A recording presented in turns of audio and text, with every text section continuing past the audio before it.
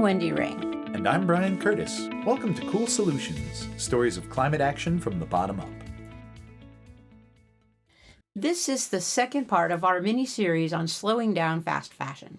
In part one, we looked at ways to change our throwaway clothing culture among consumers, but found that none of the efforts to reduce, reuse, and recycle had made a dent in fast fashion's ever-increasing production of new clothes. After concluding once again that we can't shop our way out of the climate crisis, Emily Stokel of Remake turned our attention in a new direction. Higher wages could revolutionize that whole business model of fast fashion because it would force those companies to slow down and make less. So that's where we were at the end of part one. Since then, I've read some analyses of the fast fashion market which suggest that raising wages really would work because inflation is succeeding where the 3 Rs failed. Rising costs for materials in the fast fashion supply chain has translated into higher retail prices and slower sales. But inflation isn't forever, thank God. If we want to throw a more permanent monkey wrench into the production of ultra-cheap clothes and greenhouse gas emissions, we're going to have to engage in policy work. Labor standards go hand in hand with the impact of the garment industry to the environment. That's Marissa Nuncio, director of the Garment Workers Center in Los Angeles. It's impossible to produce at that level without exploiting people. Last year, a small group of Los Angeles garment workers won a historic victory against that exploitation, passing a law which is causing a ripple effect throughout the global garment industry. This could be the first domino in the fall of fast fashion and a return to sustainable clothing production. When most people think of fast fashion factories, they think about places like Bangladesh and Indonesia. But some of the largest fast fashion brands in the world, like Forever 21, Fashion Nova, and Mango, sell clothes made in the USA, mostly in Los Angeles' garment district. If a label on your garment says made in the US, by and large it was made here in LA. Los Angeles is the garment production capital of the US. That made in the U.S. label doesn't guarantee that the garment workers got fair wages or safe working conditions. Unfortunately, Los Angeles is also the sweatshop capital of the U.S. Folks will assume made in the U.S. must mean basic adherence to labor laws. And unfortunately, that's just not the case. Francisco Tzul, an LA garment worker, describes the conditions that led him to become an activist. Soy originalmente de Guatemala y trabajé como trabajador de la costura por muchos años, tanto en mi país como en México. Pero lo que nunca me imaginé es que en la ciudad de Los Ángeles iba a experimentar algo igual o peor que en mi país de origen. I'm originally from Guatemala, and I worked as a garment worker for many years in my own country and in Mexico. I never expected that conditions in LA would be just as bad or even worse than my own country. Yo he estado trabajando 6 días a la semana, de 7 a 7, ganando $350, $400 en edificios en muy malas condiciones. Incluso hay ratas, hay cucarachas. En el verano es prácticamente como en un infierno, porque una pequeña ventana es todo lo que tiene y no tenemos ventilación. I was working 6 days a week from 7 a.m. to 7 p.m., earning $300 to $450 a week in buildings with very bad conditions, including rats and roaches, sweltering heat, and no ventilation. Workers are inhaling fabric fibers that are often treated with chemicals all day long. Blocked exits are pretty much the norm. Bathrooms lack running water. That's certainly not what a lot of people think when they think of a U.S. factory. Francisco was not alone. A survey done by the Garment Workers Center and the UCLA Labor Center found that around half of garment workers reported working under those conditions. And when the U.S. Department of Labor inspected a random selection of 77 factories in Southern California, making clothes for companies like Ross, TJ Maxx, Forever 21, Nordstrom, and Macy's, it found 85% were not paying minimum wage or overtime. The Garment Workers Center was established to change that. Our mission is to create a base of empowered, educated, agitated workers who want to transform their industry. Their story really starts back in 1995, when state and federal officials raided an LA area apartment complex where 72 Thai women had been held for years in a razor wire enclosed compound and forced to work as slaves in a makeshift garment factory. After the raid, instead of being freed, the victims were imprisoned again by immigration authorities. A coalition of immigrant rights, labor, and religious organizations protested for 9 days to free them and then assisted the released workers. One outgrowth of this campaign was recognition by coalition members of the need for an organization dedicated to fighting for the rights of all garment workers, who may not have been physically held against their will, but were still lacking the basic human rights afforded to workers in other industries. The idea for the Garment Worker Protection Act really grew out of a failure. Workers were waging a campaign against a brand called Ross, a discount retailer known for selling what you call dead stock or overstock, but they actually also produced their own line of clothing under different names. We had a group of 4 workers, just 4, who were owed over $800,000. At the time, most garment workers were being paid piece rate, on average about 2 cents per seam. If that ended up to be less than minimum wage, state law required employers to make up the difference. But they just never did it. If a worker was paid on the piece, they were paid by the piece. To understand how employers got away with that, you need to know how our clothing gets made. Fashion brands do not directly employ the workers that are producing their clothing. They hire intermediary companies, and then that intermediary will subcontract to factories. There was already a law on the books which was supposed to protect garment workers by holding manufacturers responsible for wages owed by their subcontractors. But the retailers, the brands that you see on the clothes, escaped liability because they don't contract directly with the factories. The workers sewing for Ross filed a wage claim with the Labor Commission. The commission found in their favor, but the manufacturer and the factory both shut down and never paid them. That's their common MO. They shut down and reopened in another location under the name of another family member. Ross was not required to pay anything. Brands legally could say, I have zero liability for their wages. But these brands really are responsible because they're not paying their contractors enough to pay their employees a minimum wage. Our Department of Labor conducted an investigation. They were found to be paying about half of what was necessary for minimum wage to be complied with. All groups like the Garment Workers Center could do was try to shame the brands with public exposure. They protested in front of Ross Stores, the company headquarters in Dublin, California, and even in front of the owner's apartment building in New York City. Estamos aquí para exigir un salario digno a las costureras y a los trabajadores. Y sí se puede, compañeros.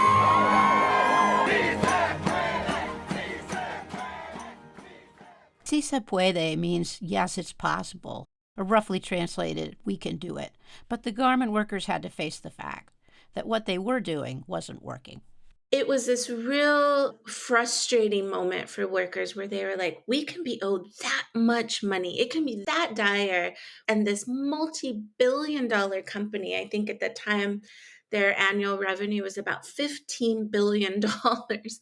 And they can just ignore us. And they actually have no obligation to ever give us a meeting, to ever pay any attention to this wage claim. And it was just this moment where we said, wow, we're not getting anywhere. We had to be really frank with ourselves. We're losing this campaign. And that was a pivotal moment when we had to just sit down and sort of lick our wounds, to be frank, and say, I think it's time to wrap this campaign. This brand is ignoring us. One of the things we say, if you lose a campaign, you immediately start another one.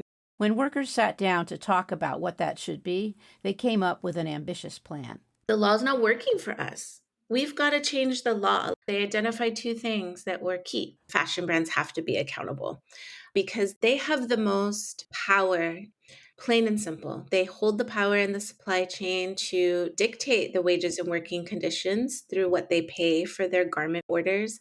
They have the most negotiating power in that supply chain, and they garner the largest profits. So they should be responsible. But that alone wasn't enough. If we're still earning our livelihood 2 cents at a time, we haven't achieved what we need to achieve. They had to get rid of piecework, which put them in a perpetual battle to collect the remainder of their wages. Now that they knew what they wanted the law to do, they needed a lawmaker to sponsor the bill. They approached State Senator Maria Elena Durazo, a child of Mexican immigrants with a long history of labor leadership. I'll always remember this meeting. The senator said, well, you have to tell me what your bottom lines are. You're trying to achieve all of this, or really you just maybe want one of these demands?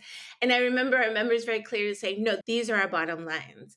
And it was this great moment where I think she really understood they're going to fight for this. And she said yes. And the Garment Worker Protection Act was born. We introduced the bill in February of 2020. But then in March of 2020, everything shut down, the legislature, businesses, our organizations. And it was another moment of saying, oh, what do we do? Should we withdraw the bill? Maybe we introduce again next year. And our members said, no, we have to keep fighting. We did these big trainings over the phone, outside of houses, so that workers could learn how to get on Zoom. And to be frank, it was chaos at first, but workers did it. They started out by making a power map. A power map is looking at your landscape. Who supports your demands? Who's your opposition? Who's in the middle? Where can you build more support? You map that out and you sort of rate folks' level of support as well as their power and influence on the folks that can make the final decision. In this instance, it was our legislature. And then they looked at geography and looked at, well, where are certain legislators and what organizations there might have a relationship with particular legislators, and then would reach out to those organizations and ask folks to join us. Part of waging a successful campaign is to not do it alone. You just won't have enough power and reach. You have to build alliances. Endorsements came from labor, worker rights organizations, economic justice organizations, student groups, faith-based groups, immigrant rights organizations. On the other side, opposing the bill were the Chamber of Commerce, the American Apparel and Footwear Association, and the California Retailers Association. They called it a job killer. They said garment manufacturers would leave the state. In the midst of an exodus of large companies and rich residents, shrinking the state's tax base, that job killer claim could have killed the bill. But the garment workers had identified some important new allies in their power mapping. California clothing companies who were already doing the right thing. One by one, we just started meeting with them. That was very new for us, and it was an experiment. We were like, I don't know, are folks going to want to align with us? And they did.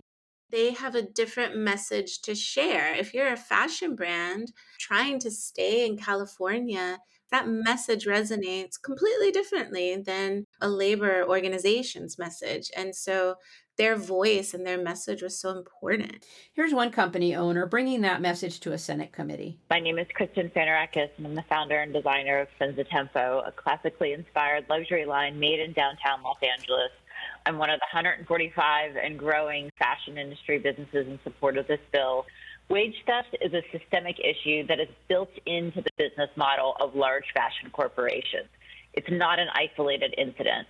Passing SB 62 will have no effect on a business that is already following the law by paying the minimum wage. And assigning joint liability will have no impact on a company that has done their due diligence on their factory. California must pass SB 62 to level the playing field for companies like mine. Clothing brands like Ross and Forever 21 that were profiting from wage theft never came forward individually in opposition, preferring to hide behind their trade organizations.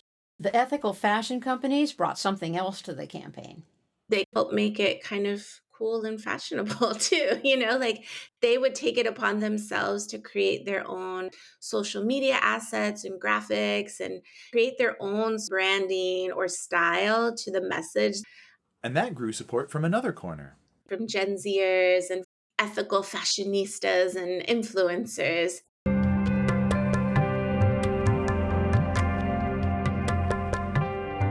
You're listening to Cool Solutions. We're talking with Marissa Nuncio from the LA Garment Workers Center about how a small group of garment workers in California passed the world's first law making fashion brands accountable for fair wages, and the power of this precedent to raise garment worker wages and lower fashion emissions. All of this is going on in the early part of the pandemic, in an industry known for ignoring public health precautions. Our members were getting sick with COVID, hospitalized. We lost members. They lost their housing because they lost their jobs. Paid sick leave is just unheard of in the garment industry. Francisco's factory was shut down twice by the county health department for outbreaks that infected hundreds of workers. Francisco himself was hospitalized for COVID, losing his job in the process. Garment worker Magdalena Otui called out the hypocrisy of the state failing to protect the very workers producing protective equipment in her testimony to the Assembly Labor Committee. Durante la pandemia seguimos trabajando muchos cosiendo mascarillas y bates de hostales. Hasta nos han llamado trabajadores esenciales, pero no me pagan el salario mínimo. During the pandemic, we continued working, many of us sewing masks and hospital gowns. They even designated us essential workers, but I am not paid the minimum wage. A la semana yo gano $300. De lunes a viernes trabajo 40 horas para marcas como Forever 21, Papaya, LNA. I make $300 from Monday to Friday for a full week of work. For multi-million-dollar companies like Forever 21, Papaya, and LNA. And these brands are million-dollar companies because they create contracts, knowing that the workers will only be paid mere cents for their work. For this wage theft to end, we need to eliminate the piece rate and create accountability from the brands for the wage theft they cause. Passing the Garment Worker Protection Act would require 8 separate votes. It had to be passed by 3 committees and a floor vote in the Senate, and then 3 more committees and a floor vote in the Assembly. Before each vote, garment center workers and their allies had to mobilize, testifying at hearings, holding press conferences, doing social media, and organizing call-in days to urge legislators to vote yes. Remember, this is on top of 12-hour workdays and taking care of their families. The committee leaders were primarily women who are parenting, working a full day, and then they would get on a 6:30, 7 o'clock committee meeting and plan for an hour or 2 hours together. And there were moments where there were difficult campaign decisions that had to be made, and they were on the phone on Zoom until 9, 10 o'clock at night. Vote by vote, the bill advanced, passing all the way through the Senate and the committees in the state assembly. There's a deadline in which all bills must be voted on, and that's at the end of September. And so if your bill was not called by midnight, your bill was dead. So when we got to that deadline, when we got to that moment in 2020, our bill was not called to a vote, which was devastating. We had the votes. We would have won. We had a watch party. We were all on Zoom. It was devastating to watch and to recognize it's not going to be called. There were a lot of tears that night. There was a lot of anger and frustration. I was sobbing, and members were like, we just keep fighting. That's what we do. They immediately asked Senator Durazo if she would reintroduce with them, and they reintroduced, and then they went through that process all over again.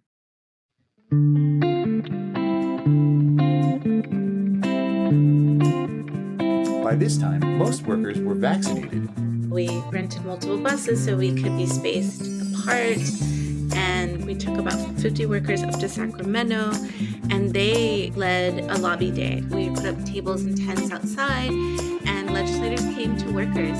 That was just this awesome moment of getting back to who we are. Like, we hadn't gathered like that, so it was also just fun. Like, really, really fun. We travel overnight because workers are working, right? And so, we get on the bus overnight. What I love about our members is, they will just be a blast on these caravans and singing and just acting up and having fun overnight. And then they get down to business. There was a leader for each meeting. They divided up talking points and roles. And they just got to work and just handled business that day. Held multiple meetings. They held a press conference on the Capitol steps. And they won the votes they needed one by one. Senator Durazo was a steadfast ally. To my colleague from Ripon who suggested that somehow piecework is a good thing, the truth is the piecework that they're being paid for, you never even hit minimum wage. These aren't auto workers. These are women in sweatshop-like conditions sewing things for 2 cents. 2 cents per item. Can you imagine?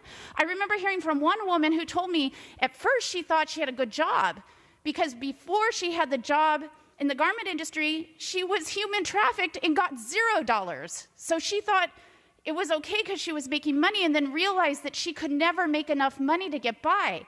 And she told me how she had to keep her daughter in a box next to her sewing machine because she couldn't stop. She couldn't afford childcare for her child. She literally had her child in a box in the sewing machine as she's making your 2-cent mask that somebody sold to you for $10. Well, that person who sold it to you for $10 needs to make her whole. That's what this bill is about. It's about ensuring that everybody in this state who does work gets a minimum wage. My God, it's 2021. We're fighting for workers to earn a minimum wage and holding people responsible who are making the profits off of their low pay. If we can't do that, I don't know what we can do. There were actually some beautiful moments where we learned that some legislators, their mothers or their grandmothers were garment workers. This is Senator John Sawyer. My mother worked in the garment industry for 2 decades. And I remember the long hours, the low pay. I remember when the workers, they got a swamp fan in there and they thought they had died and gone to heaven because the sweltering heat in that place was so bad. So I have seen the impacts of these injustices and exploitative practices have on garment workers at the hands of this industry. These companies should not be allowed to use loopholes in state law to make billions of dollars in profits and not pay their workers what they are owed. I want to thank you because I get to show my mother why she raised me. I get to show my mother why I'm here. This is a righteous bill, and we should move forward with it. So thank you. Madam Secretary, roll call on SB 62, please. Motion is due pass to Judiciary Committee. Colra? Aye. Colra, aye. Flora? Gonzalez? Aye. Gonzalez, aye. Jones Sawyer? For my mother, aye. Ward? Aye. Ward, aye. That bill is out on the way to Judiciary. Thank you, Senator. Thank you, members. The bill finally passed both houses and was delivered to the governor's desk, but it would not become law unless the governor signed it within 12 days. Other bills to protect garment worker wages had been vetoed by previous governors, and this bill had already died once from a missed deadline. As the days ticked down with no word from the governor's office, workers became worried it could happen again. They organized postcard parties and Twitter storms urging Governor Newsom to sign the bill. Finally, 48 hours before the deadline, We got an email from the governor's office that says, please join this Zoom event. And so immediately we're texting with Senator Durazo's office. What does this mean? Does that mean we won? Why is the governor asking us to a meeting? This has to mean he's approving, right? Finally, just a little before that conference, we got confirmation. The bill was signed into law on September 27th, 2021. And then we all got together after via Zoom and cried and cheered outside in our driveway. We just somehow immediately had food and music. Thank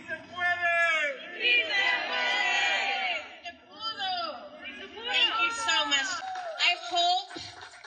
I hope that we all take this moment, because this is a historic moment. I hope that we take this moment in history and we use it to build our spirit.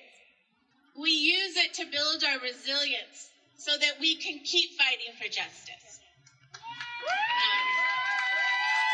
Quiero cerrar en decir y recordarnos qué nos enseña esta victoria. I want to close by saying, what does this victory teach us? Nos enseña que cuando los trabajadores organizan, se puede lograr cambio monumental. Y cuando la comunidad escucha a los trabajadores y luchan con ellos, todos ganamos. When workers organize, they can achieve monumental change. And when the community listens to workers and fights with them, everybody wins. Muchísimas gracias a todos. Thank you so much to everybody. And we just danced. Honestly, we just danced for hours.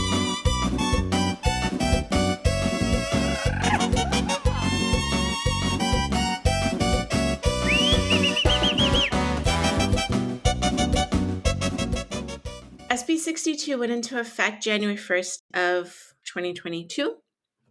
A bill only works if people know how to use it, if they know how to assert their rights and what their rights are. So we've been working a lot with our labor enforcement agencies to conduct mass outreach, both to workers and to businesses. What we know is still very anecdotal. We are having members come to us and say, my employer is paying by the hour now. With California's $15 minimum wage, that's double or triple what they earned before.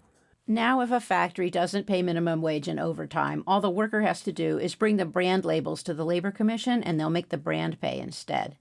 While that's huge for garment workers in California, the new law has potential to help workers far beyond the state's borders. We often get our rights sort of bill by bill and campaign by campaign. But legislation can spur changes in our culture, which spread far beyond legal jurisdictions. We can use policy campaigns to socialize and normalize the idea that fashion brands should be responsible for the wages and working conditions in their supply chain. It is not a generally accepted norm in this industry. It's never been the case. And so pushing legislation sets an expectation of what the norm should be. And that message has traveled all the way to Washington, where a federal bill modeled on California's Garment Worker Protection Act, called the Fabric Act, was introduced in 2022. We don't think that workers should have to cobble their protections state by state. We should have a better floor across the country. And our members are just thrilled that it was their model that inspired this federal legislation. There are other laws in the works which would make brand responsibility global. In New York State, the Fashion Act would make fashion companies with gross receipts over $100 million responsible for fair wages for the workers sewing their clothes, as well as for reducing emissions in their supply chains. This law would apply to companies all over the world who sell apparel in New York State.